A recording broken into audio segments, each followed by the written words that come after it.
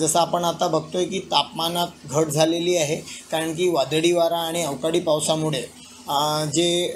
आता मे महिन्याचं जो तापमान आहे त्यामध्ये जवळपास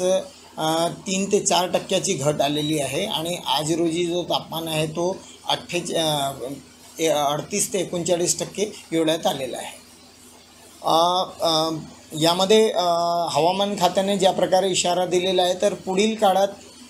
जे टेम्परेचर आहे तो देखील वाढणार आहे आणि त्यामध्ये लोकांनी जे दुपारची वेळ आहे त्यामध्ये अनावश्यक कारणाने घराबाहेर पडणे हे टाळावे आणि जे